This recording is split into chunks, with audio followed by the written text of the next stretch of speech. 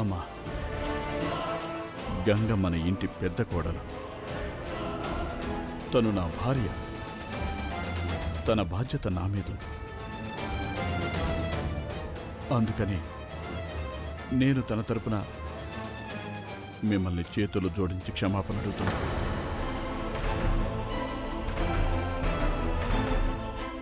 తప్పు నాదేనమ్మా. నేను తను చెప్పిన మాటలు విని ఇక్కడికి వచ్చాను. చాలా పెద్ద పొరపాటు చేశాను.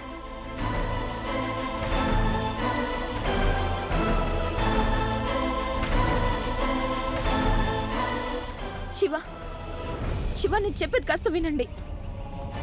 వీళ్ళు అబద్ధం చెప్తున్నారు. నేను ప్రతాప్ మీద అబద్ధపు నేను ఎందుకు వేస్తాను చెప్పండి?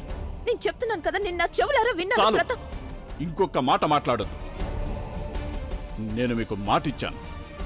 మిమ్మల్ని అవమానించనని, అందుకే మౌనంగా నిలబడి ఉన్నాను. నేను నా మాటను నిలబెట్టుకోలేని పరిస్థితికి తీసుకురాకండి. ఇప్పటికే మీరు నన్ను నా వాళ్ల ముందు తలదించుకునేలా చేశారు.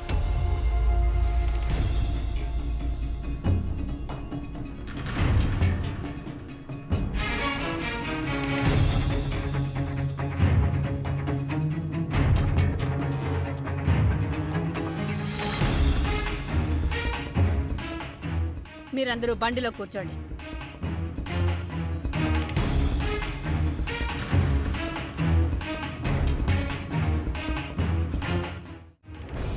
చూడు, అదేంటంటే ఇలాంటి చేదు మాటల్ని నేను నీతో మాట్లాడాలని అనుకోలేదు అస్సలు. కానీ నువ్వు నాకే దారి వదల్లేదు కదా. నా ఇద్దరు కొడుకుల మధ్య శత్రుత్వం సృష్టించాలని ప్రయత్నిస్తున్నావా? నాకేమనిపిస్తోందో తెలుసా? నిన్ను మెడ పట్టుకొని ఇంట్లోంచి బయటికి గంటేస్తే బావుంటుంది అని. కానీ ఏం చేయను, నా భర్త నిన్ను శివకిచ్చి పెళ్లి చేసి నా ఇంటికి కోడలిగా చేశాడు. నాకెప్పుడు కూడా ఈ పెళ్ళంటే ఇష్టం లేదు అసలు. అందుకే మాలో ఎవరు ఈ పెళ్లికి రానేలేదు. కానీ ఇప్పుడు మీ మధ్య బంధం ఉందే, దాన్ని నేను అసలు స్వీకరించలేదు, భరిస్తున్నానంతే. అర్థమైందా? నిజానికి ఒక్కటైతే నువ్వు చాలా మంచి పని చేశావు. రాధిక విషయంలో నిజాన్ని బయటపెట్టి శివకై నమ్మకాన్ని కలిగించావు. అందుకనే కదా శివ నువ్వు చెప్పగానే ఇక్కడ దాకా వచ్చాడు. కానీ ప్రతాప్ని దొంగ అని నిరూపించటంలో నువ్వు చేసిన ఆలోచన ఇప్పుడు నీ మీదకి తిరగబడింది. ఈసారి నువ్వేదైనా ఆలోచించేటప్పుడు కాస్త తెలివిగా ఆలోచించి చేయడం చాలా మంచిది, సరేనా?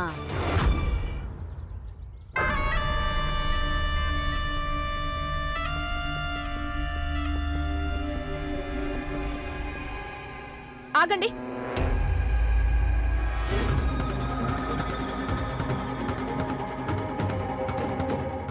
మీకెలా తెలుసు శివని నేను ఒప్పించి ఇక్కడికి ఎలా తీసుకొచ్చానని?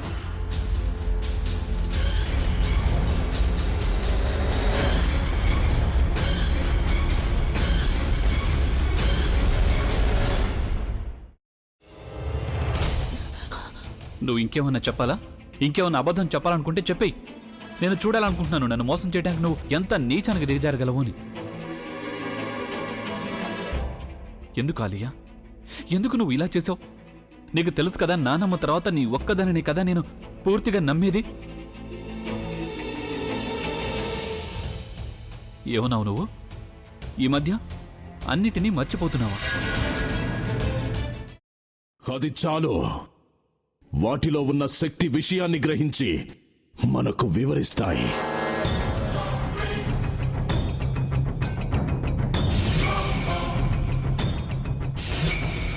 ఎవరు ఆ దండ విప్పొద్దు, గది తలుపులు తెరవద్దు.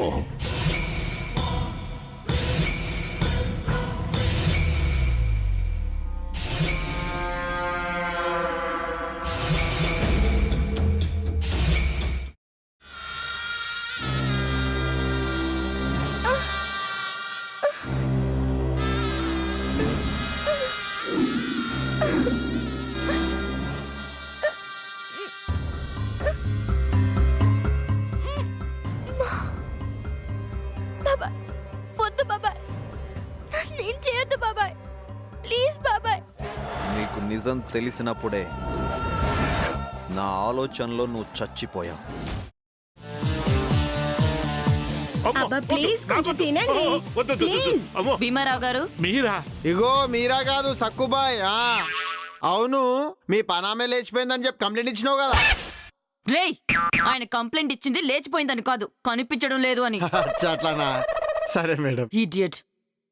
ఆ వంట మనిషి పేరేంటన్నారు? రత్తాలు మేడం. ఏం పెద్ద మంచి, నీ వంట మంచిని కూడా మేడం అని పిలుస్తావా? రేయ్ హాఫ్ బ్రెయిన్,